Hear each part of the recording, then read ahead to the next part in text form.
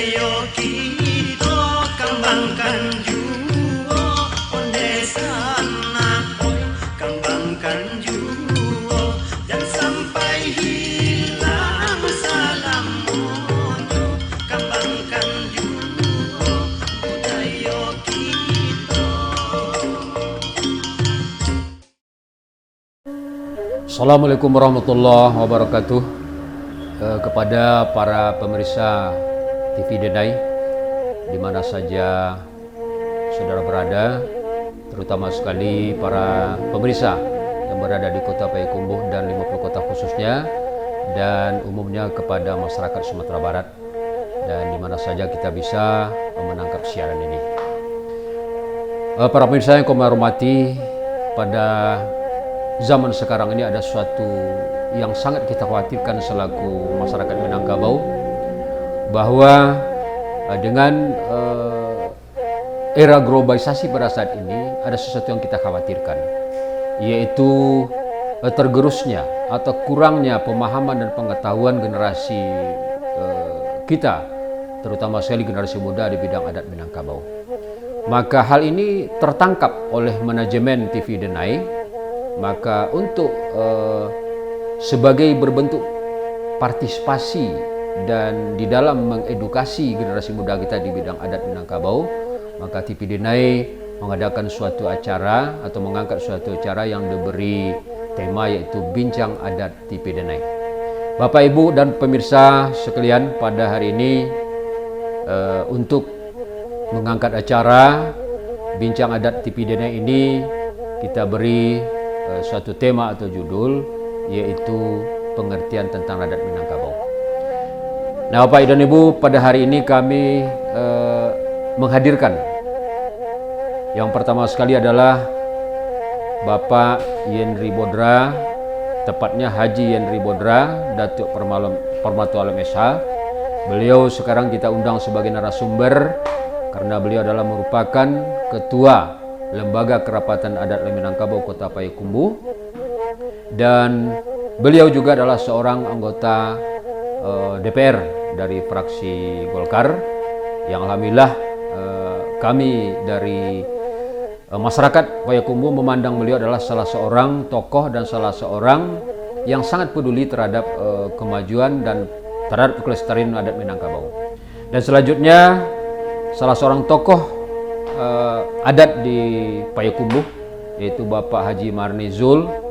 Beliau adalah salah seorang pensiunan dari guru, dan juga beliau sekarang menjadi salah seorang anggota Dewan, anggota DPRD Kota Payakumbuh dari fraksi Golkar. Dan Bapak Ibu yang kami muliakan, para pemirsa, pada hari ini kita akan berbincang tentang pengertian adat Minangkabau. Ini dalam rangka kita untuk memberikan suatu pengetahuan atau pendidikan kepada masyarakat, terutama generasi muda kita.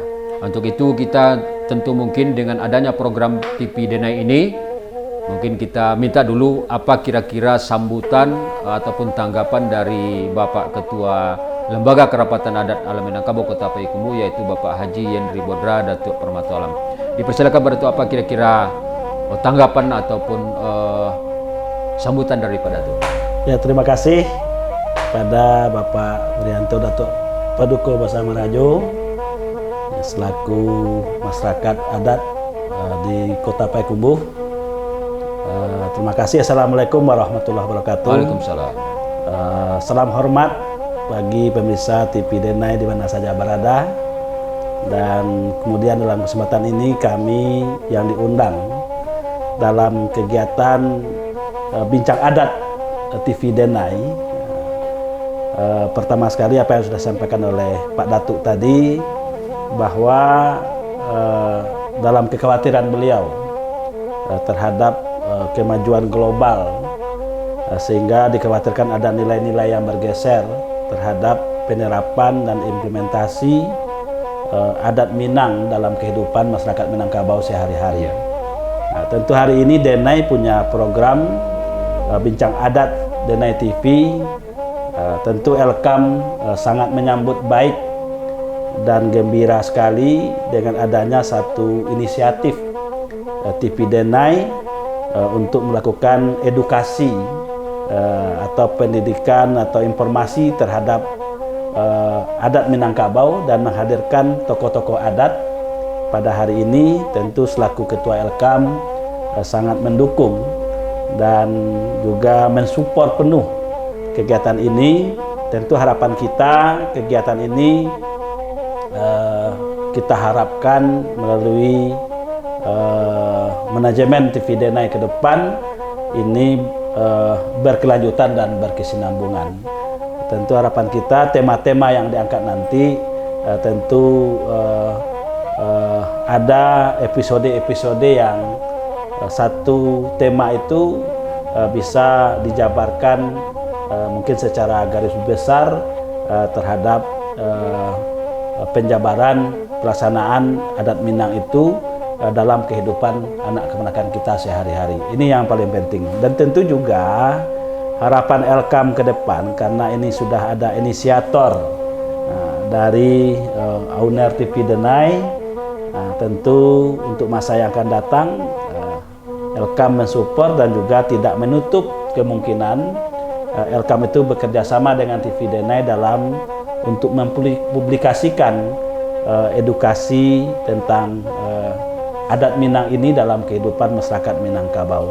Tentu terkhusus bagi Luak 50, Kota Payakumbuh dan Kabupaten 50 Kota. Dan alhamdulillah sudah hadir bersama kita Bapak Hamhanizul SPD selaku pemangku adat di bagian Cadik Pandai, dan juga beliau selaku anggota DPRD.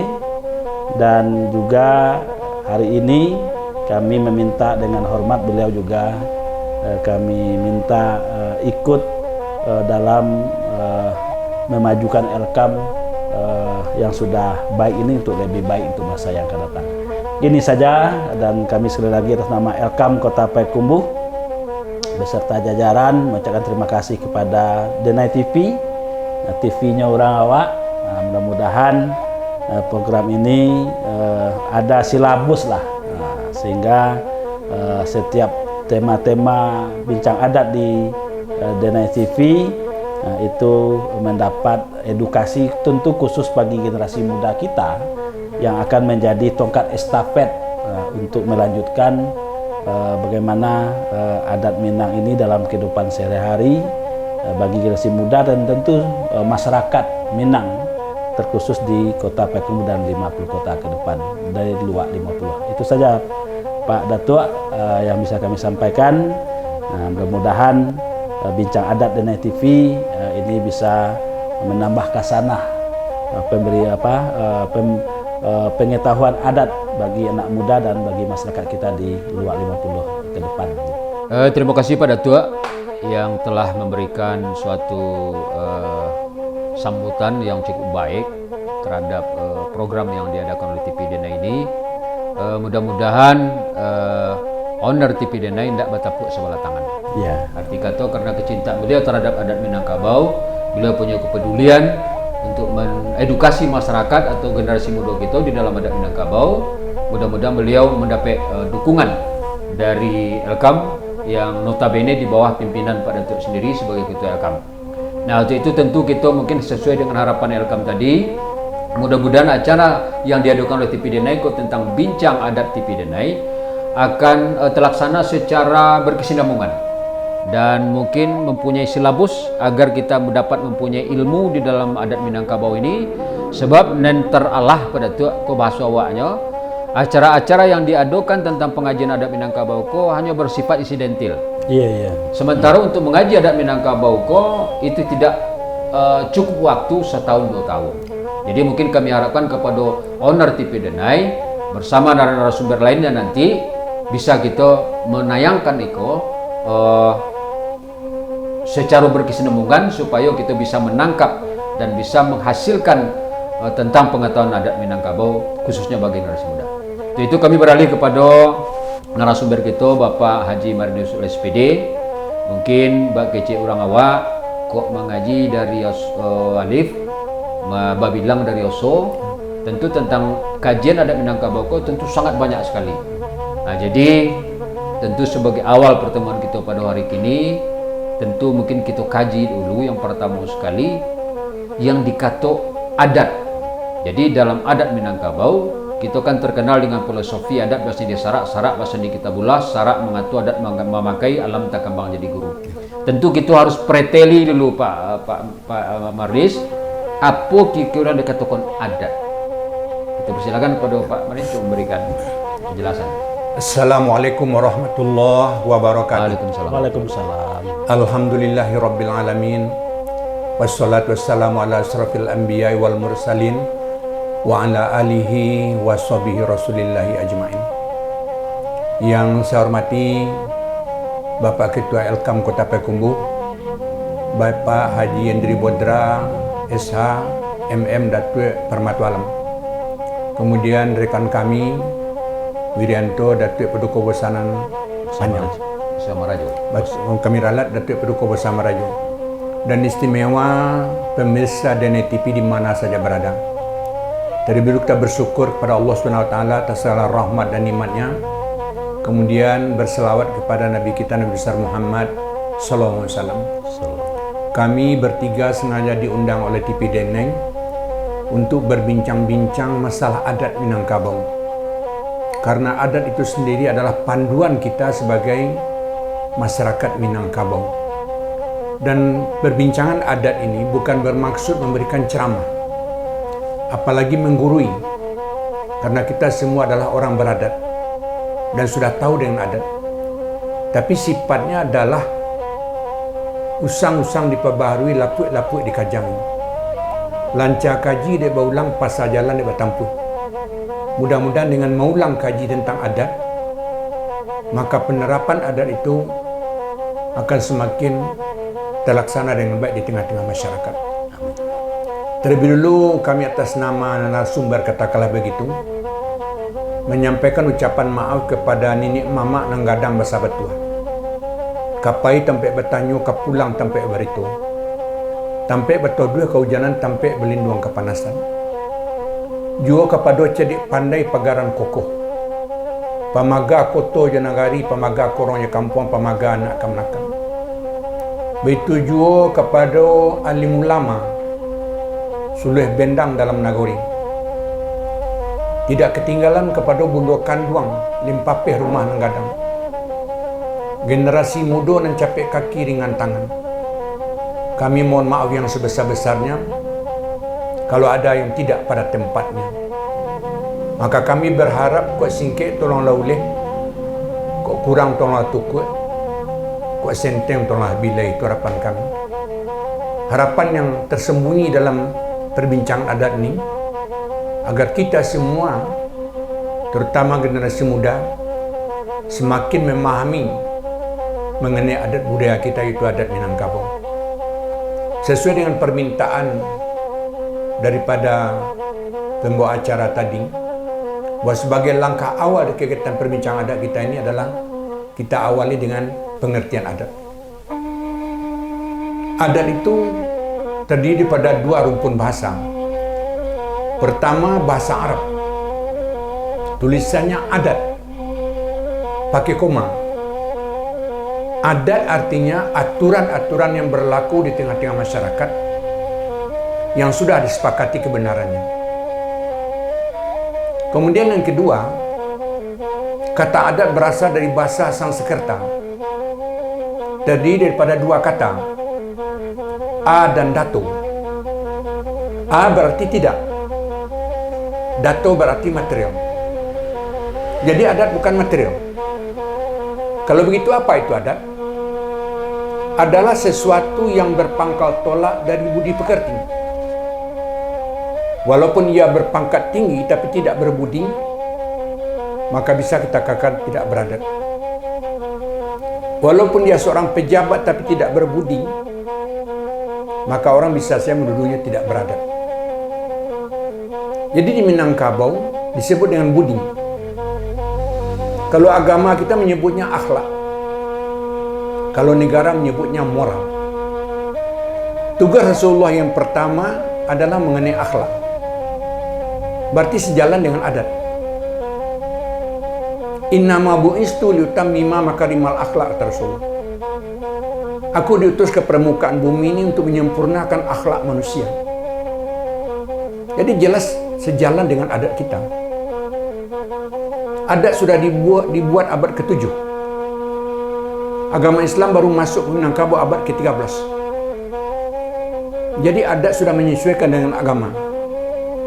Maka lahirlah falsafah adat bersandi syarak, syarak bersandi kitabullah. Jangan salah sebut, ada juga orang menyebut adat bersendikan syarak, syarak bersendikan kitabullah. Itu kurang pas. Sandi maknanya batu tapakan. Kalau kita membuat rumah gadang, di tagaan rumah dulu baru dipasang sandinya. Begitu juga dengan adat. Kita dulu beradat daripada beragama. Agama ini berkembang di luar 50, dibawa oleh pedagang-pedagang dari Siak Serindrapura. Kemudian di Padang, Agam, Pariaman dan sekitarnya dikembangkan oleh Syekh Burhanuddin. Jadi kalau begitu, makna pengertian adat yang kedua, bahwa adat itu adalah budi pekerti. Jadi jelas sejalan dengan agama, sejalan di negara kita moral. Dahulu, pemerintahan Orde Baru menerapkan namanya ada P4, Pedoman Penghayatan Pengamalan Pancasila, yang intinya adalah moral. Kemudian di sekolah-sekolah diajarkan PMP, Pendidikan Moral Pancasila. Tapi sekarang tak ada, tak tidak, kita kurang tahu. Tapi seyogianya moral, budi pekerti, akhlak itu mesti sejalan, itu harapan kita. Lalu bagaimana dengan adat Minangkabau? Adat Minangkabau adalah aturan-aturan yang berlaku di tengah-tengah masyarakat berdasarkan budi pekerti. Mengenai budi itu ada berapa pantun. Anak orang kotoi lalang, nak lalu ke pekan baso. Sopan jo santun kolah hilang, abilah raso jo paresu. Sopan santun itu beda. Sopan hormat, santun sayang. Ini sopan santun, rasa hormat yang dilandasi dengan kasih sayang. Ada orang yang sopan itu tentu santun. Kadang-kadang setelah lama-lama itu, tibalah seorang pejabat nyo hormat. Pagi pak, pagi pak. Di belakang pejabat juga, nah, itu namanya sopan dari santun tak? Orang semacam ini namanya tunjuk lurui kelingking bakai. Pope di luar, runciang di dalam. Enak. Panohok kawan seriang, pangguntiang dalam lipatan. Mulut manis sebagai tengguli, hati pahit bagi empedu. Itu namanya munafik. Ayatul munafiku salasun, iza hadasa kazaba, wa iza wa'ada akhlafa, wa iza tu'mina khana. Tanda-tanda orang munafik itu ada 3. Bakato duto, bajanji mungkin dipercayakan. Dia adat Allah disabui. Tunjuk lurui, kelingking bakai. Popek di luar, runciang di dalam. Panohok kawan seriang, pangguntiang dalam lepatan. Mulut manis bagi tengguli, hati pahit bagi empedu. Burang bernamu, burang berubah, 2 je burung marapati. Dicolik lipek tak berubah, kira tombuk itu lagi. Itu tak orang Minangkabau. Orang Minangkabau itu sopan santun. Kemudian raso je pareso. Raso kerja hati, pareso kerja utak. Raso di benanya, pareso dibawa turun. Tu raso je pareso. Kalau mak dia awak, ke-7 dia orang. Itu na raso je pareso. Rora kaliki hidah mindalu, tumbuh serumpun di topi-tobe. Idui kalau ndak bermalu, bak kayu lu nggak pengobek. Datuk Temanggung membeli padi, di jomu ada teh bawa. Idui kalau ndak berbudi, apa kaguno badan awak. Nan kurie yola kundi, nan merah yola sago, nan baik yola budi, nan indah yola baso. Pulau Pandan jauh di tengah, di balik pulauan Soduo, ancui badan di kandungan tanah, budi baik takonaju. Itulah yang adat. Maka adat Minangkabau kembali kita ulangi, aturan-aturan yang berlaku di tengah-tengah masyarakat berdasarkan budi pekerti. Maka inilah yang harus kita tegakkan. Kalau dalam agama, akhlak namanya. Ini tugas Rasulullah yang pertama. Itu tugas Rasulullah bukan masalah akidah, bukan masalah ibadah yang pertama, tapi adalah masalah akhlak. Innamal umamu akhlakum mabakiyat wa in zahabat akhlakum zahabu. Sesungguhnya suatu bangsa itu tentukan oleh akhlaknya. Kalau akhlaknya baik, bangsa itu akan tegak dan jaya. Kalau akhlaknya rusak, maka bangsa itu akan menunggu kehancuran atau rusak binasa. Jadi sejalan antara adat, antara agama, antara negara, tujuannya sama, yaitu menegakkan akhlak, menegakkan budi pekerti, dan menegakkan moral. Mudah-mudahan begitulah hendaknya. Tidak saja bagi warga Minangkabau, tapi juga bagi seluruh masyarakat dunia pada umumnya. Bahwa akhlak, bahwa budi pekerti itu, bahwa moral itu sangat penting dalam kehidupan kita. Maka di dalam Minangkabau, dalam berkata-kata, ada istilah ado kata mendaki, ado kata mendata, ado kata menurun, ado kata melereng. Kalau kata mendaki, dari yang kecil kepada yang besar, dari anak kepada orang tua, dari kemenakan kepada mama, dari bawahan kepada atasan. Kata mendaki. Kata itu penuh dengan nasihat-nasihat, anjuran-anjuran, dan sebagainya. Kemudian ada kata menurun. Kata menurun dari bapak kepada anak, dari mama kepada kemenakan, dari atasan kepada bawahan. Itu kata menurun. Dari orang besar kepada orang kecil, kata menurun. Dan kata menurun itu penuh dengan rasa kasih sayang, penuh dengan nasihat-nasihat, wejangan-wejangan. Ada kata mendata, sama besar. Boleh bergurau, tapi jangan sampai menyakitkan hati. Ada kata melereng. Kata melereng itu adalah posisi-posisi yang sulit. Misalnya dari mertua kepada menantu, dari mama kepada kemenakan, macam-macam lah. Pokoknya kata melereng itu kata-kata yang sulit. Nah, itu. Dan itu harus beretika moral. Nah, itu. Jadi kami ulang lagi pengertian adat. Pengertian adat itu adalah aturan-aturan yang berlaku di tengah-tengah masyarakat berdasarkan budi. Jadi setiap aturan-aturan yang kita buat harus berdasarkan kepada budi pekerti.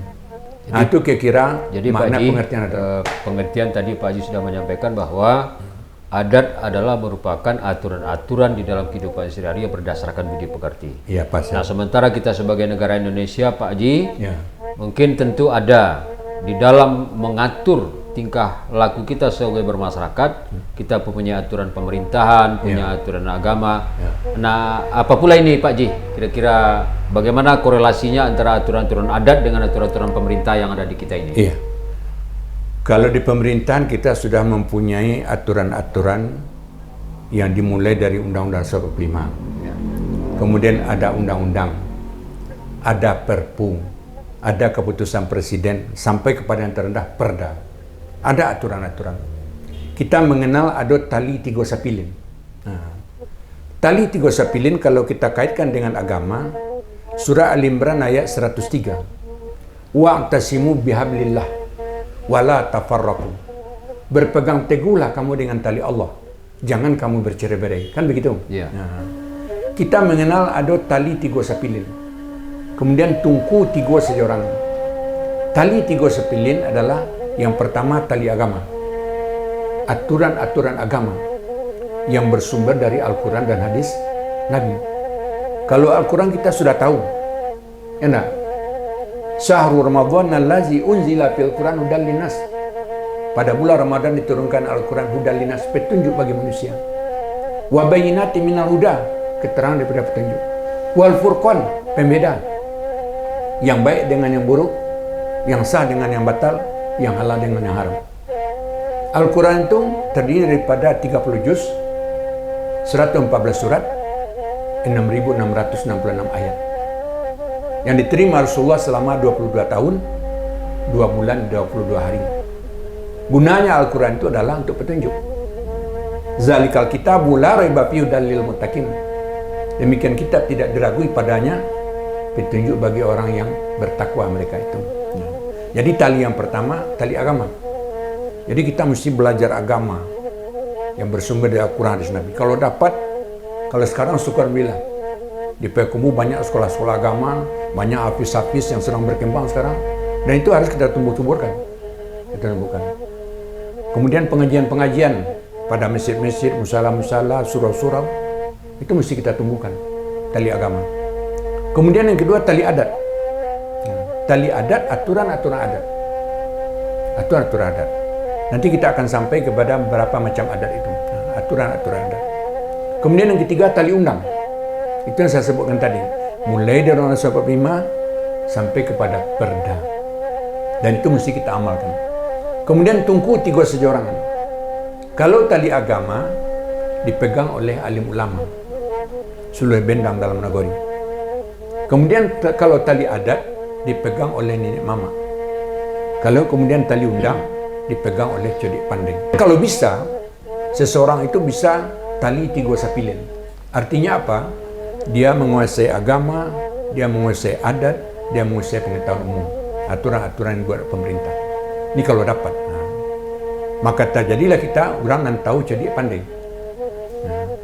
Tahu artinya punya ilmu pengetahuan. Codik akal jalan. Pandai tak jalan. Itu bedanya. Di Minangkabau didahulukan codik. Baru pandai. Artinya kembangkan potensi akal dulu.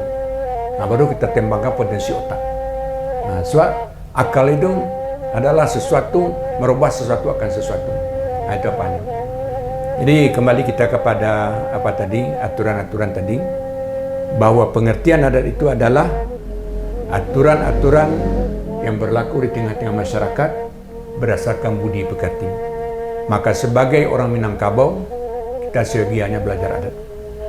Sebagai orang beragama Islam, kita seyogianya belajar agama. Sebagai penduduk bangsa Indonesia, kita seyogianya belajar aturan-aturan yang berlaku di negara kita ini. Kemudian juga pengetahuan umum. Dan Nabi berpesan, man arada dunya fa'alaihi bil ilmi, man arada al-akhirata fa'alaihi bil ilmi, man arada huma fa'alaihi bil ilmi. Jika kamu ingin beruntung hidup di dunia, kata Rasulullah, kamu harus punya ilmu. Nah, jika kamu ingin beruntung hidup di akhirat, kamu juga harus punya ilmu. Kalau kamu ingin beruntung hidup kedua-duanya, dunia dan akhirat, kamu harus punya ilmu. Jadi pertanyaan pada Datuk tadi, bahwa kita sudah punya aturan-aturan yang baku, ada aturan adat, ada aturan agama, dan ada aturan bernegara yang disebut mulai dari 45 sampai kepada perda. Itu mengikat kita. Itu kira-kira mengenai Terima pengertian kasih adat. Pak Haji. Kami sekarang mau ke Pak Ketua Elkam sebagaimana yang telah disampaikan tadi oleh Pak Haji, yang mana adat itu adalah merupakan aturan yang berlaku di tengah masyarakat yang merasakan budi pekerti. Nah, kami bagaimana kira-kira tanggapan dari Pak Ketua Elkam tentang perkembangan kita nanti di dalam menumbuh kembangkan masyarakat kita ini sebagai orang beradat. Nah, ini sebagai Ketua Elkam nanti apa kira-kira program dari Ketua Elkam tentang peningkatan kita terhadap pengetahuan adat Minangkabau terhadap generasi muda. Ya, terima kasih Pak Datua apa yang disampaikan oleh Pak Mahanis tadi selaku narasumber. Tentu dasar-dasar apa itu adat sudah beliau sampaikan. Artinya kunci dari adat itu adalah budi pekerti dan akhlak. Tentu sesuai dengan filosofi falsafah adat kita. Adat bahasa di sorak, sorak bahasa di kitabullah. Jadi akhlak budi pekerti itu harus sejalan. Akhlak itu di agama, budi pekerti itu di adat Minangkabau. Moral di negara. Moral oleh negara atau pemerintah. Ini kan 3 tali sapilin sejalan, 3 tengku sejarangan itu harus sejalan. Kalau ada yang timpang cie, tentu pincang jalannya. Itu yang paling penting. Kemudian tentu ke depan Elkam bersama dengan nagari-nagari, karena pada hakikat itu adat itu berada di nagari. Namanya adat salingkan nagari, tentu tetap mengacu kepada adat bahasa di sorak, sorak bahasa di kitabullah. Tentu berbagai elemen perlu kita libatkan ke muka. Karena Elkam tentu tidak bisa jalan sendiri. Tentu Elkam akan membuat sebuah rencana kerja baik tentang pelestarian dan pengembangan adat, baik tentang Soko Jopi Soko sesuai dengan kewenangan Elkam, tentu garis koordinasinya dengan kecamatan dan nagari-nagari yang ada di Kota Payakumbuh. Nah, inilah nanti bahwa objek Elkam itu adalah nagari, karena penguatan adat selingkar nagari itu kunci dalam mengimplementasikan kehidupan masyarakat adat Basandi Sarak Basandi Kitabullah.